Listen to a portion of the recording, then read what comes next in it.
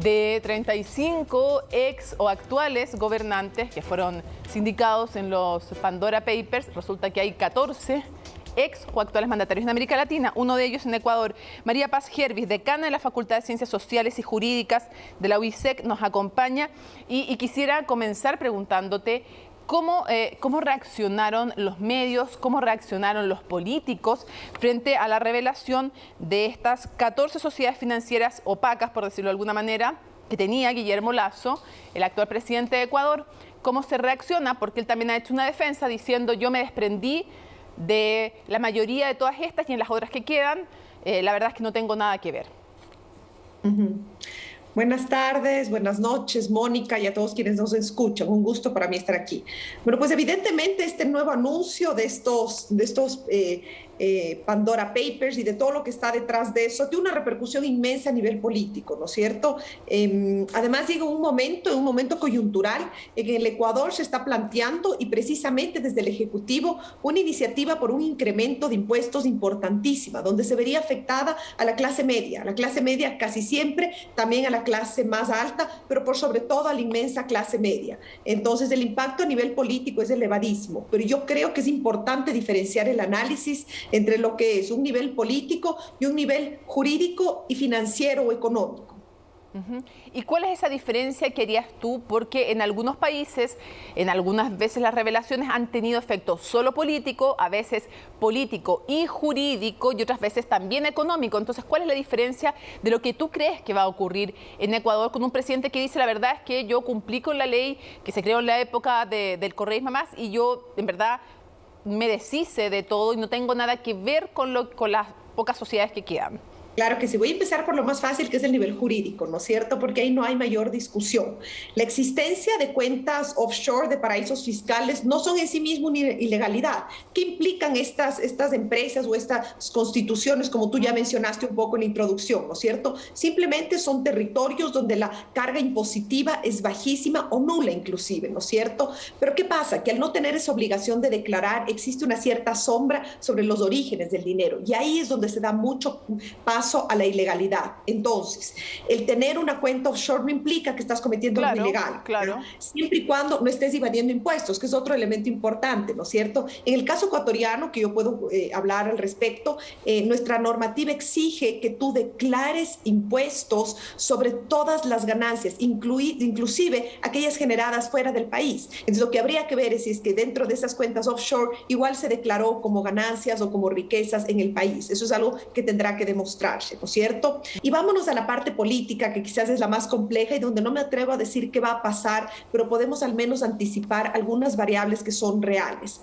Si tú tienes mucho dinero lícito, tú has trabajado y has hecho una fortuna y tienes un país, vives en un país que adoras, que es tu país, pero resulta que es un país con una inseguridad jurídica altísima, con una agenda discursiva en que va a ir precisamente contra la gente más rica y sobre todo contra los banqueros, y tú eres un banquero.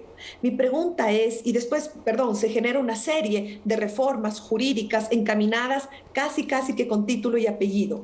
¿Tú no tratarías de poner fuera del país tu fortuna, considerando que la normativa ecuatoriana sí establece que quien sea candidato a la presidencia de la República no puede contar con dinero en los paraísos fiscales? ¿Qué hizo el presidente de la República, Lasso, en aquel entonces ciudadano y candidato? Dijo, ok, yo tengo. A partir de ahora los elimino, yo no sé cuál es realmente cómo los haya modificado, pero ya no tengo. ¿Ya? En derecho todo se deshace como se hace. Me deshago de estos paraísos fiscales. María Paz, ¿me permites interrumpirte para hacer una pregunta? Por favor. Él ha dicho, y lo comentamos al comienzo cuando introducíamos el programa, no es ilegal de por sí, a menos que estés involucrado en una actividad ilícita o que no lo hayas declarado en tu país de origen, o que, como tú decías, hayas evadido y no solo eludido impuestos. La pregunta es, ¿qué tan conocido era que el presidente Guillermo Lasso tenía estas sociedades? ¿Era de público conocimiento o no en el país? Y si tiene alguna repercusión política, ¿cuál sería entonces? No sé, que se descubriera que no eliminó todo, ¿qué podría ser? A ver, en campaña esto salió a la luz y se hizo estas declaraciones, con lo cual tampoco es tan sorprendente. Pero ¿qué pasa? Que no termina ahí. Yo creo que para que no quede ningún halo de duda ni ninguna sombra sobre ilegalidad, porque tampoco vamos a santificar a los paraísos fiscales, porque es que son tan cuestionados, porque suenan a mala palabra, porque entonces dentro de estas figuras ciertamente sombrosas, lo que cabe con frecuencia es el ocultamiento de dineros ilícitos, ¿no es cierto? Con frecuencia lavados de activos, dinero fruto de la corrupción. Por eso es que también buscan estos dineros mal habidos, ocultarse. No es solo no pagar impuestos o pagar menos impuestos, es esconderse.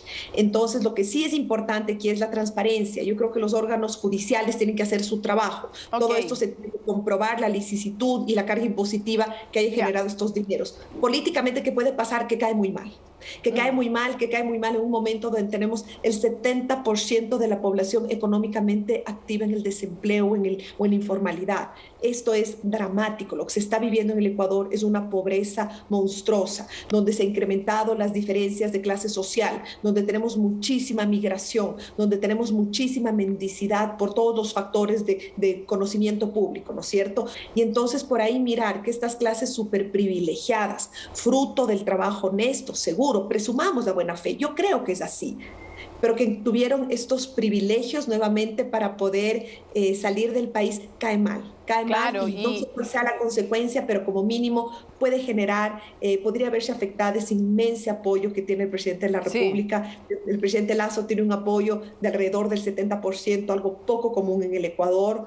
Sean lícitos o no, porque también los dineros lícitos requieren ser escrutados para que uno sepa también cuando hay conflictos de interés de un mandatario, de un ministro, de una autoridad en general.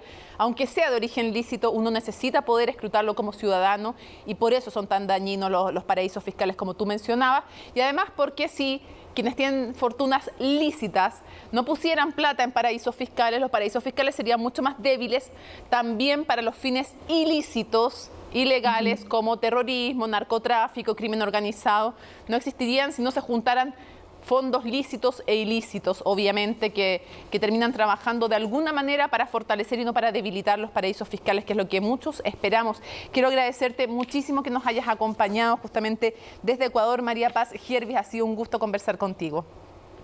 Muchísimas gracias, Mónica, y a todos quienes nos escuchan. Un saludo desde Quito. Un abrazo para ti también.